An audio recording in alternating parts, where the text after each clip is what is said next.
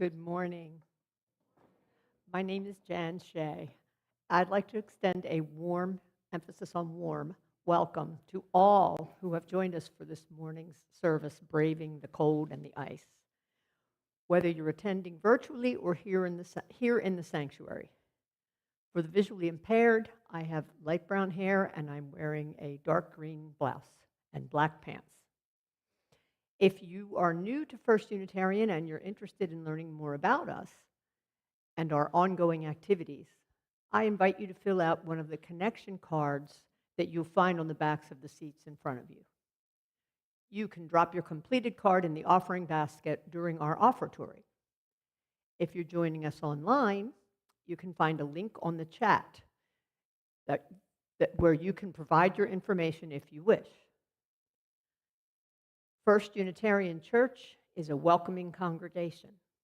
We affirm the worth and dignity of all, no matter racial or ethnic identity, pronouns or gender expression, sexual orientation, family, structure, income, immigration status, language, size, or abilities. You are welcome here. This morning, Rebecca Fisher and I will be sharing the dual roles of worship associate, worship leader, and hymn leader. We're wearing many hats as we continue a tradition introduced to us a number of years ago by Reverend Roberta Finkelstein, using this moment at the cusp of the new year to share a coffin and cradle ritual. It has become a tradition that many of us appreciate and look forward to as we welcome in a new year and a new beginning, while taking time to reflect on what we would like to let go of from our lives as the old year is about to end. Whether you need healing, the space to make a fresh start, or simply the comfort that rituals can offer, we hope you find that sharing in today's rituals of letting go and bringing forth is a positive way for us to enter this new year together. Please take a moment now to greet those who are joining us virtually by waving to the camera on your left. And now, please turn and greet those around you.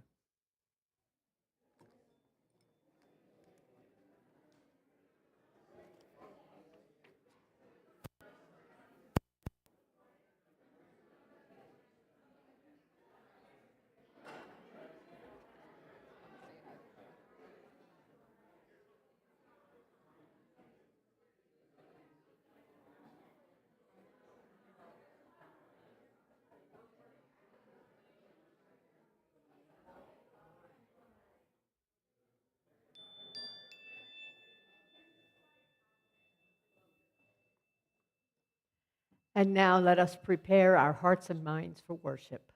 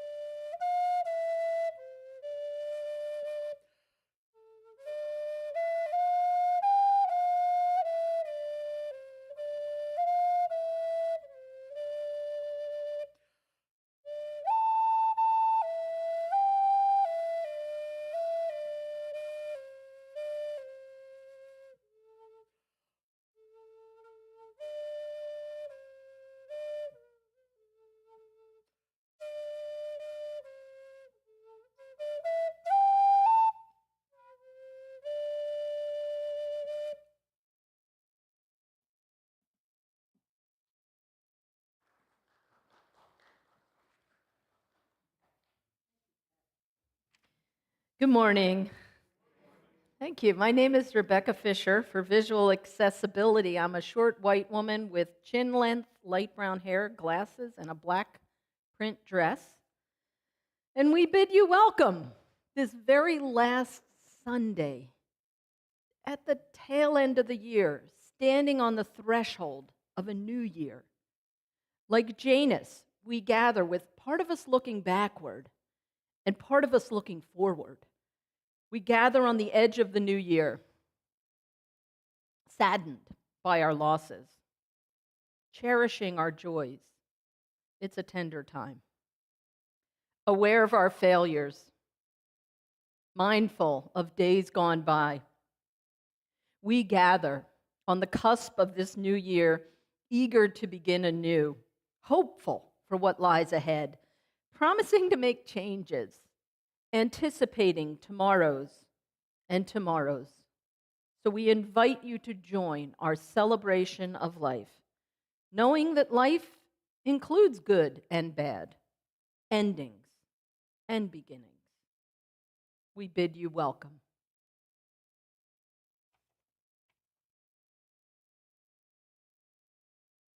You have a chalice at home.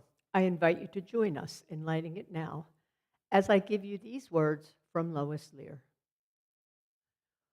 We light this chalice on the brink of the new year, letting go of what has been, open and hopeful for what may come, renewed, restored, ready to live life fully anew. May we move forward with intention. And now please join us in singing hymn number 1010, We Give Thanks. And please remain standing after the hymns for our unison affirmation.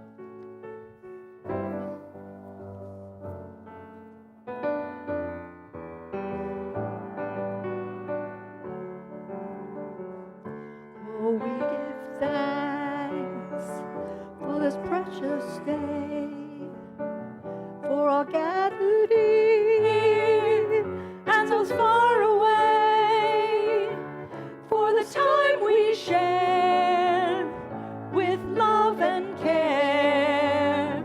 Oh, we give thanks for this precious day. Oh, we give thanks. Oh, we give thanks for this precious day. For this precious day. For all gathered here. For all gathered here. And those far away. And so far away. For this time we share. For this time we share. With love and care. With love and care. Oh, we give thanks for this precious day.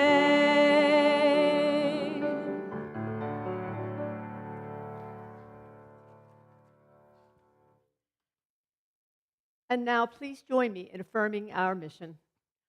First Unitarian Church of Wilmington is a beloved community that nourishes minds and spirits, fights injustice, and transforms the world through loving action.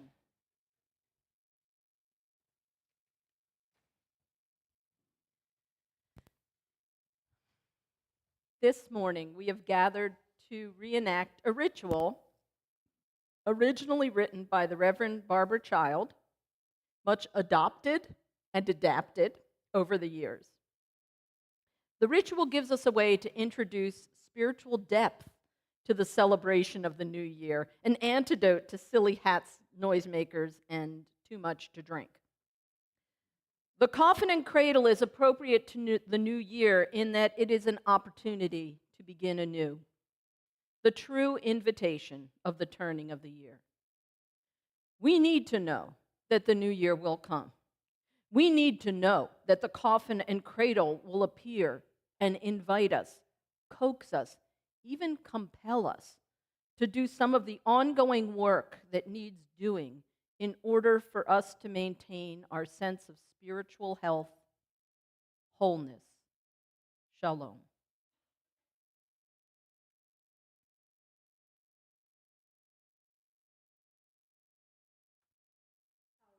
Will emerge out of our needs, like the need to let go of old hurts and resentments that have become burdens that weigh us down, to let go of guilt and regret for things we did or said, or things that went unsaid or undone. There's no magic to this. It's part of a process. If we are in need of forgiveness, we still need to ask it and to make amends. But once that is done, we also need a way to acknowledge that the work has been done and that lingering regret is not healthy. If we have been hurt by somebody else, we do not pretend that in an instant it is okay. We still need to work through the pain, protecting ourselves from further damage, and establish firm boundaries of safety. But once that is done, we need a way to acknowledge that the work has been done and that lingering resentment is not healthy. Rebecca will now read Mary Oliver's take on loss in her poem, In the Blackwater Woods.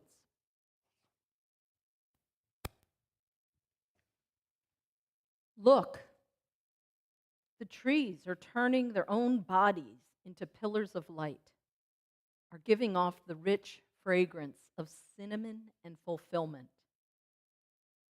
The long tapers of cattails are bursting and floating away over the blue shoulders of the ponds.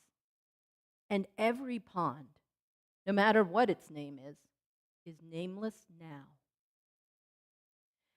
Every year, everything I have ever learned in my lifetime leads back to this: the fires and the black river of loss, whose other side is salvation, whose meaning none of us will ever know. To live in this world, you must be able to do three things: to love what is mortal, to hold it against your bones, knowing your own life depends on it, and when the time comes, to let it go. To let it go.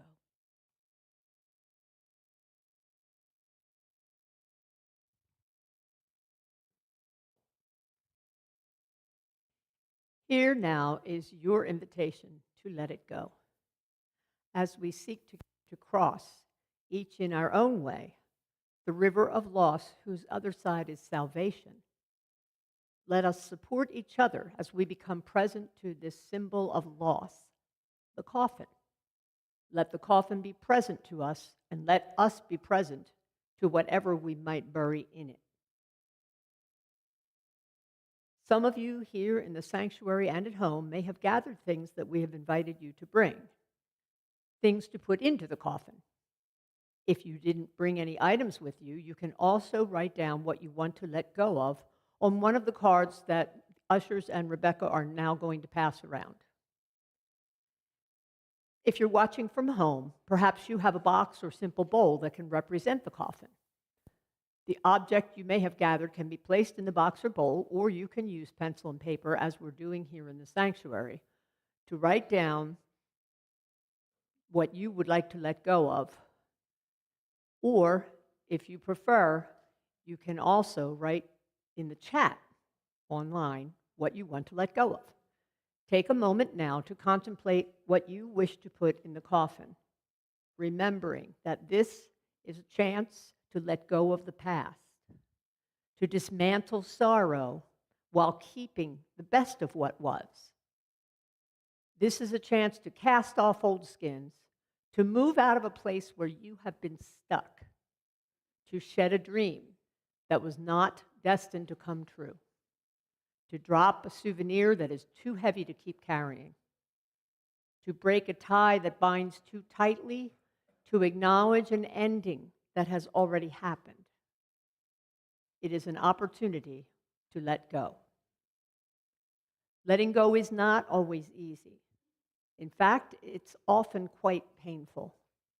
But the long-term fruit is lighter, healthier way of being in the world. We begin the process of letting go with silence.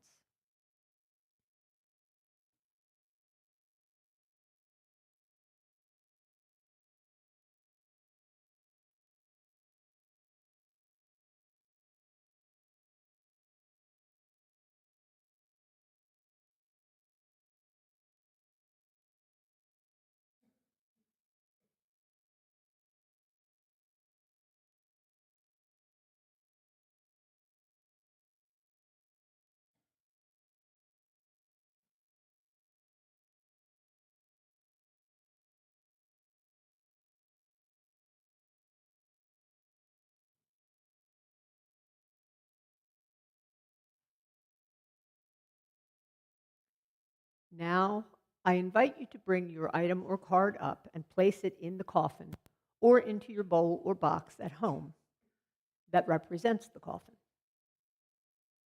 That is what you would bury.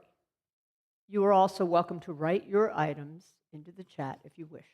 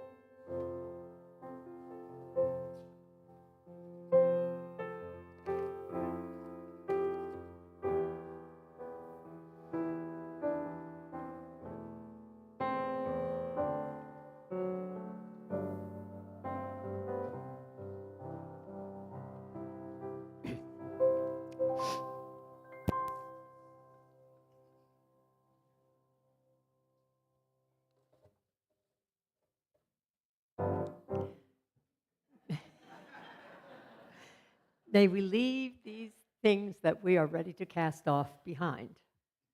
Let go of the past, keeping the best of what was.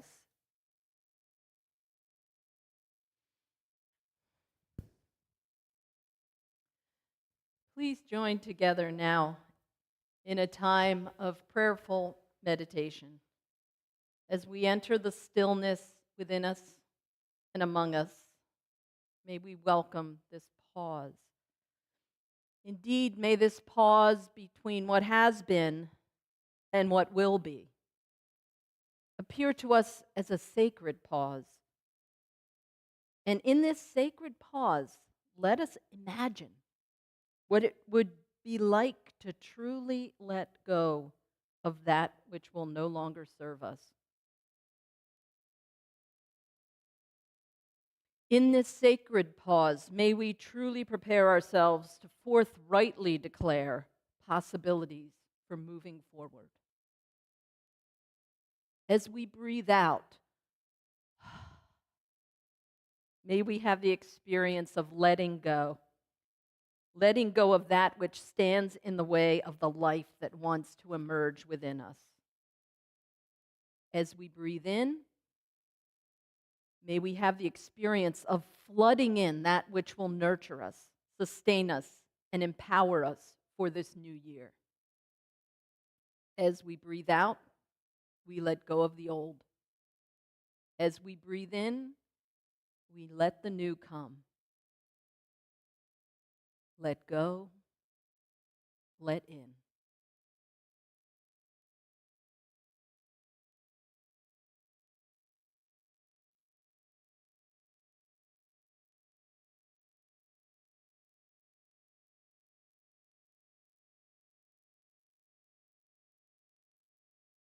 Now, as we move toward our shared silence, imagine those in your life and in a larger world who need our prayer, who desire more compassion and seek more justice.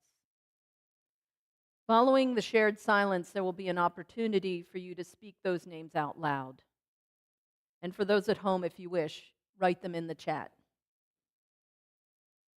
Let us move now toward our shared silence.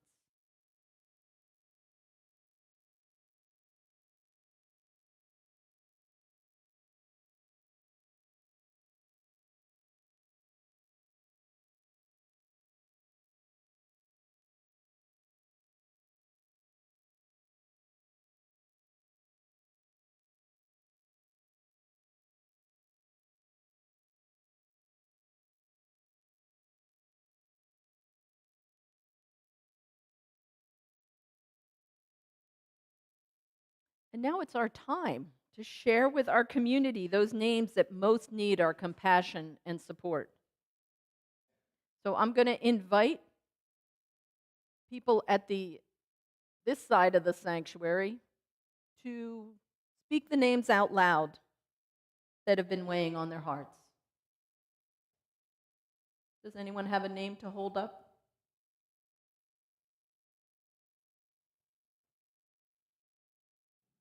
I'll invite the center section to speak aloud those names they wish to hold up. Carlo Cepatoni, Dana Paul, Brent, Carol, Heiss,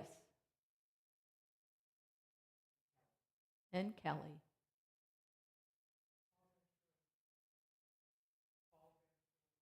Paul Van Truin. And the final section. A lot of concerns here. Mercy. Joan. Brandon. Ken Byron.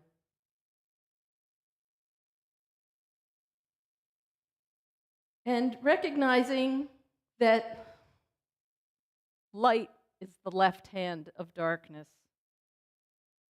I'd like to also invite you to share those names and things that bring great joy to your life. We're going to start again at this section. Grandson Hunter. Family reunion.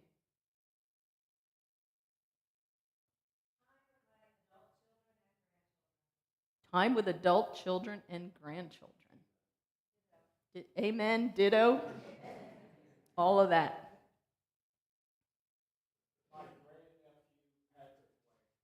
My grandnephew, Patrick Way.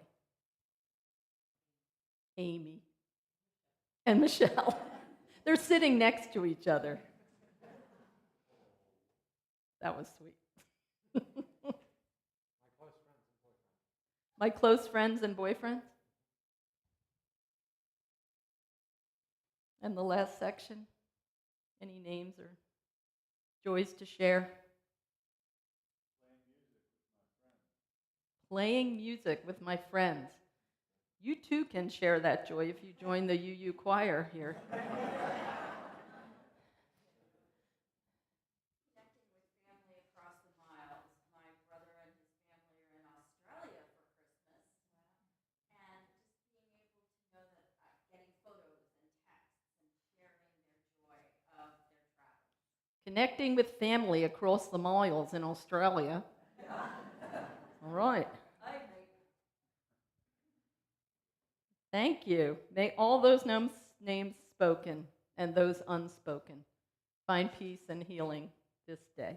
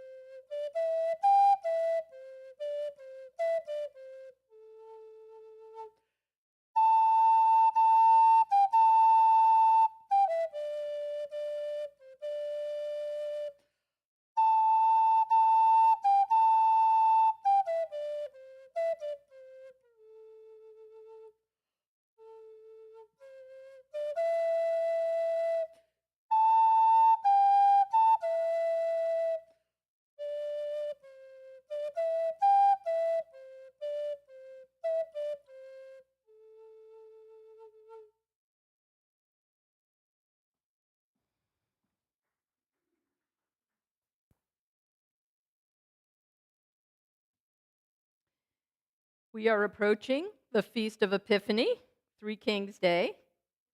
The word epiphany, for those who need reminding, means manifestation. Specifically, it means manifestation of divine being. When the three Zoroastrian astrologers set off on their journey in pursuit of the star, they did not know what they would find. They only knew it was important to seek it. But when they arrived at the stable, the story tells us, it became obvious to them that what they had found was concrete evidence of God's intention. Artists over the centuries have depicted this experience as one of serene awe. The stable is a beautiful and peaceful place. The baby sleeps undisturbed, as the parents sit by and gaze in love and wonder. The kings offer their unlikely gifts, and then they turn and begin their long journey home, touched and grateful. But that is not a likely way for anybody to receive a real epiphany. The point, after all, of an epiphany is to shake things up, to turn your world upside down. Why else would the divine bother to make itself manifest?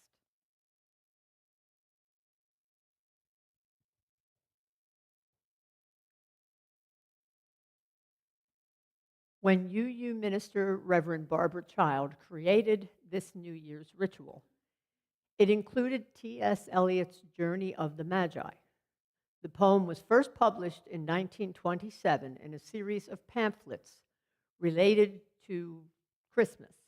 The Feast of the Epiphany that Rebecca just described is traditionally and most often celebrated on January 6th, ending the Christmas season. Interestingly, the poem was written shortly after T.S. Eliot, born into a strict Unitarian family, had converted to the Anglican faith. It is an allegorical, dramatic monologue that is voiced by one of the Magi, one of the three kings who visit Jesus. It is also generally considered to be a deeply personal poem, sharing Eliot's view that spiritual transformation is not a comfort, but an ongoing process, an arduous journey, seemingly without end. The Magi's view on the birth of Jesus and the shift from the old ways to Christianity is complex and ambivalent. Indeed, there was much shaking things up and turning the world upside down. C.S. Eliot describes that experience in his poem, The Journey of the Magi. A cold coming we had of it, just the worst time of the year for a journey, and such a long journey. The ways deep and the weather sharp, the very dead of winter. And the camels galled, sore-footed, refractory, lying down in the melting snow. There were times we regretted the summer palaces on slopes, the terraces, and the silken girls bringing sherbet. Then the camel men cursing and grumbling and running away and wanting their liquor and women. And the night fires going out and the lack of shelters, and the cities hostile and the towns unfriendly, and the villages dirty and charging high prices. A hard time we had of it. At the end, we preferred to travel all night, sleeping in snatches, with the voices singing in our ears, saying that this was all folly. Then at dawn, we came down to a temperate valley, wet, below the snow line, smelling of vegetation, with a running stream and a water mill beating the darkness, and 3 trees on the low sky, and an old white horse galloped away in the meadow. And then we came to a tavern with vine leaves over the lintel, 6 hands at an open door, dicing for pieces of silver, and feet kicking the empty wineskins. But there was no information, and so we continued and arrived at evening, not a moment too soon, finding the place. It was, you may say, satisfactory. All this was a long time ago, I remember, and I would do it again, but set down. This set down. This. Where were we led all the way for birth or death? There was a birth, certainly. We had evidence and no doubt. I had seen birth and death, but had thought they were different. This birth was hard and bitter agony for us, like death, our death. We returned to our places, these kingdoms, but no longer it is here, the old dispensation, with an alien people clutching their gods. I should be glad of another death.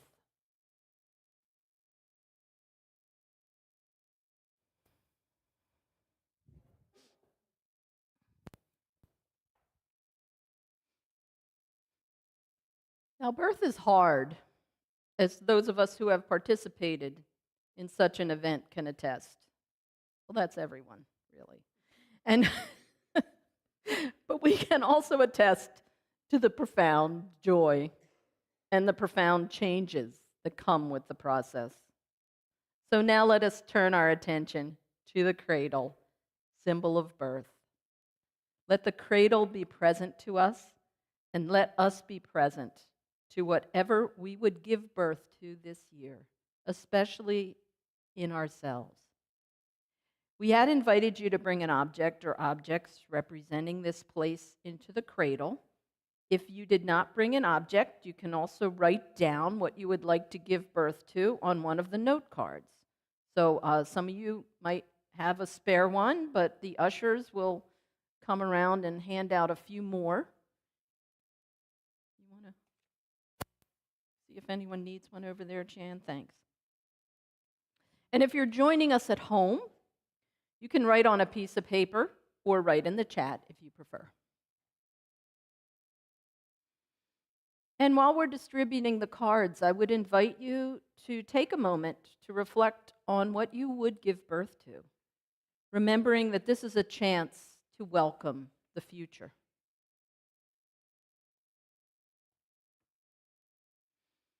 A chance to start the process of manifesting your hopes, to begin to realize the potential with which you were born, a chance to move toward growth, to let your energies run like a stream, to find where the channels of your life are leading, to strengthen the spirit that urges you forward, to fill yourself with courage for whatever will require courage in you, to seek the light of a new day, to stretch into tomorrow, to invite something new to begin in you. And remember that the process of giving birth is a painful process, but the long-term fruit is a lighter, healthier way of being in the world. So we'll begin this process of birthing with silence.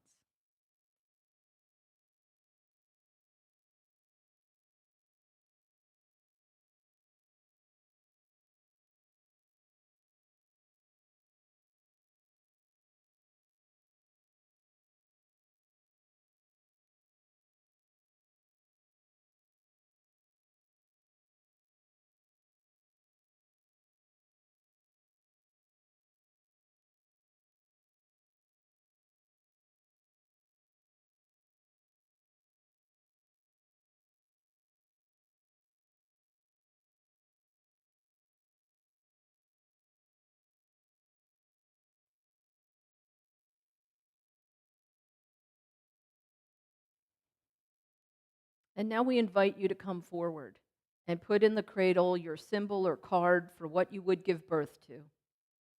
Place it in your symbolic cradle at home or add it to the chat if you wish. Again, please remain in silence and enjoy the music. That's his cue. As the cradle ritual takes place.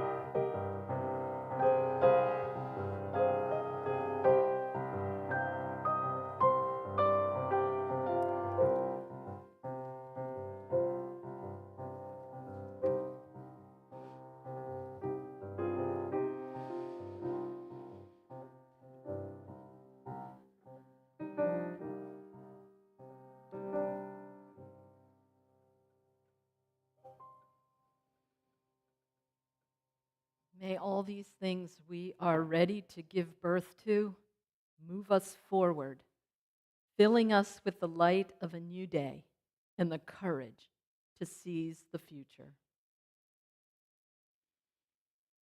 And now please rise in body or spirit and join in singing hymn number 1045. There is a balm in Gilead, and I've got to grab my hymnal.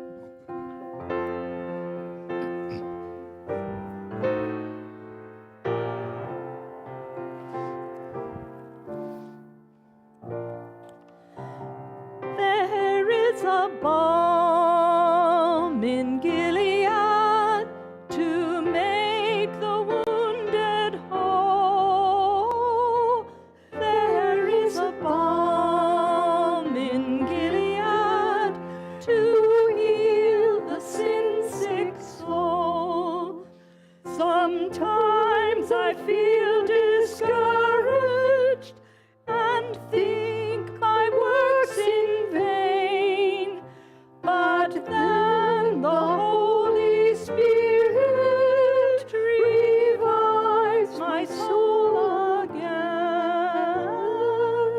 There is a balm in Gilead to make the wounded whole. There is a balm in Gilead to heal the sin-sick soul. If you cannot preach like Peter, if you cannot pray like Paul, you can tell the love of Jesus and say he died for all. There is a balm in Gilead to make the wounded whole. There is a balm in Gilead to heal the sin-sick soul.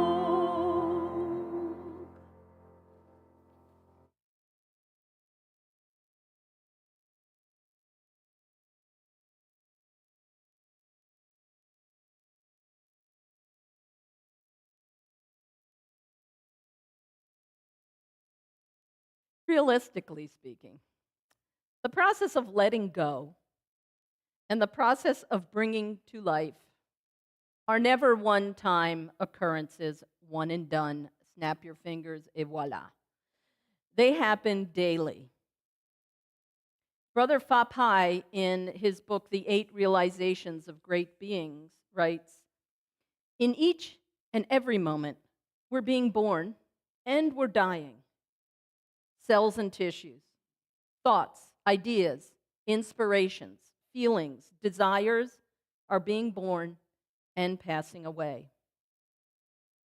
We can bring more intention to what is being born and what is dying in our personal stories.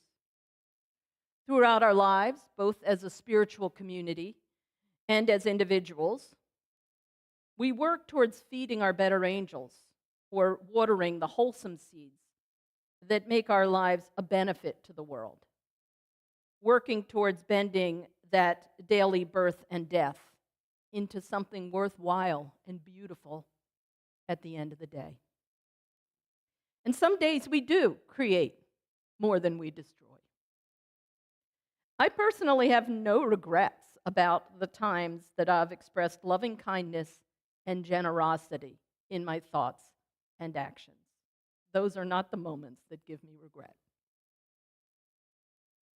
If you haven't expressed an intention that you would like to give birth to in the new year, remember that giving birth is more successful with the support of wise and loving partners. So please join me in supporting First Unitarian Church of Wilmington in the most basic way by financially supporting the work of this congregation. The ways you can contribute will be on the screen during the offertory. Thank you for your generosity of spirit. Please join me now in dedicating our offering to the work of this congregation, which is weaving a tapestry of love and action. We dedicate our lives, and these are offerings.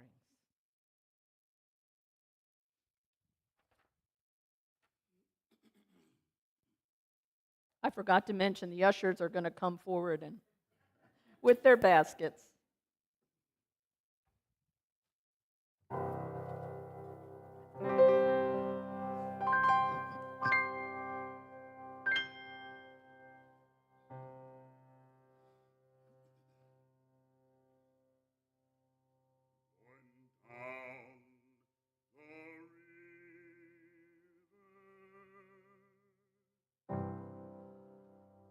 Going down the river,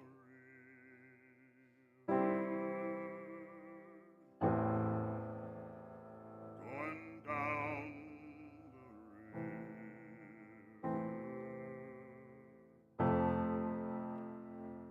I'm going home.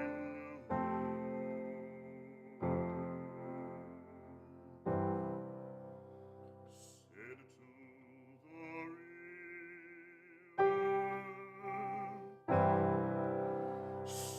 to the river,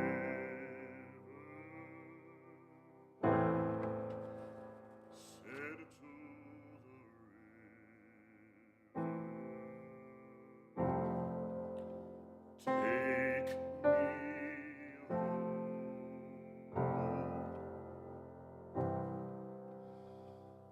I want to go now where you are going. Please take me with you where you roam.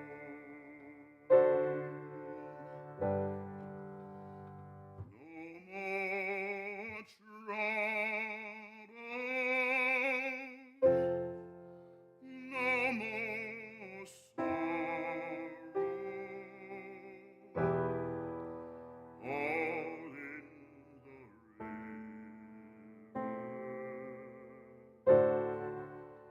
I'm going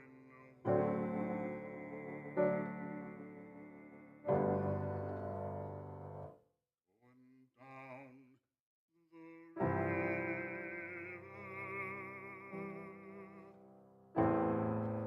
going down the river, going down the river. I'm going home, said to the river, said to the river, said to the river,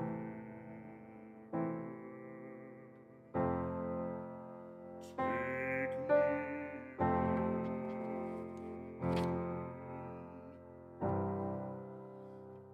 I want to go now where you are going. Please take me with you where you roam. No more trouble, no more sorrow, all in the river.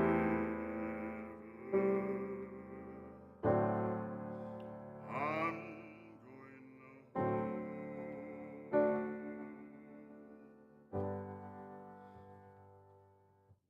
down the river,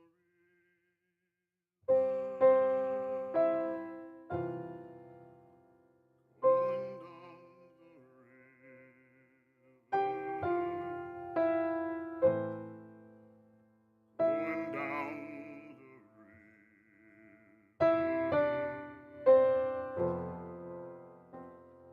I'm going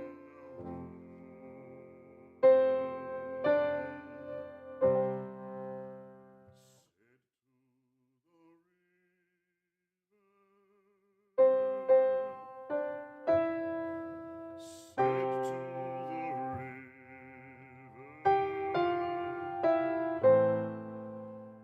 said to the river,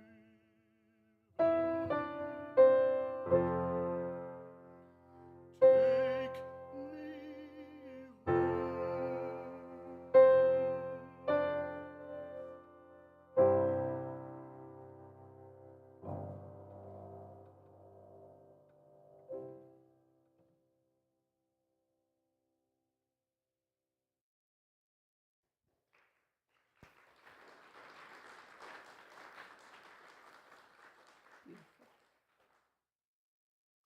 If you have a chalice at home, I invite you to extinguish it now as I give you these words from Amanda Alice Lujan.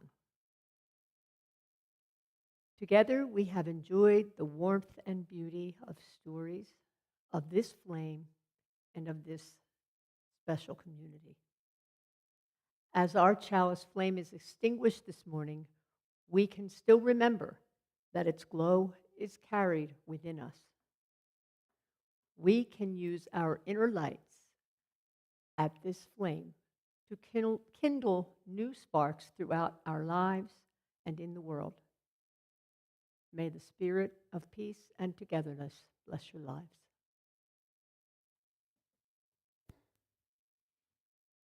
Thank you, Martin. That was a tough act to follow here. And thank you, Pat and the AV team, for helping bring this service to life. I would like to mention that the new live stream program for the rest of this winter is available. There are copies at the back. And if one of these programs might help you bring into being your aspirations that you expressed today. So some of you received them in the mail, but if you're not sure if you have a copy, please pick one up.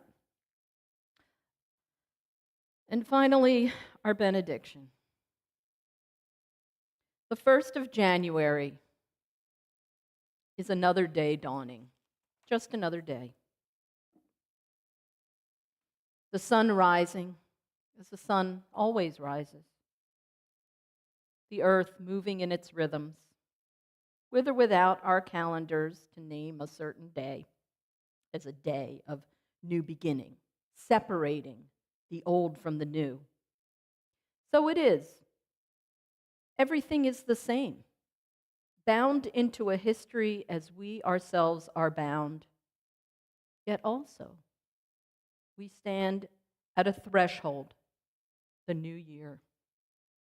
Something truly new, still unformed, leaving a stunning power in our hands. What shall we do with this great gift of time this year? Let us begin by remembering that whatever justice and wholeness might bloom in our world this year, we are the hearts and minds, the hands and feet, the embodiment of all the best visions of our people. The new year can be new ground for the seeds of our dreams. Let us take the step forward onto new ground, planting our dreams well, faithfully, and in joy. Please rise now in body or spirit and join in singing our closing hymn, 1020, Wo-Ya-Ya.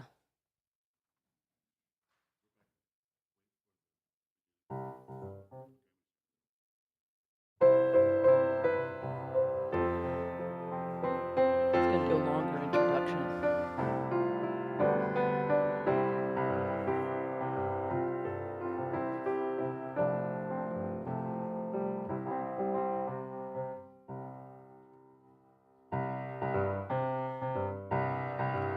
We are going, heaven knows where we are going, but we know within, and we will get there.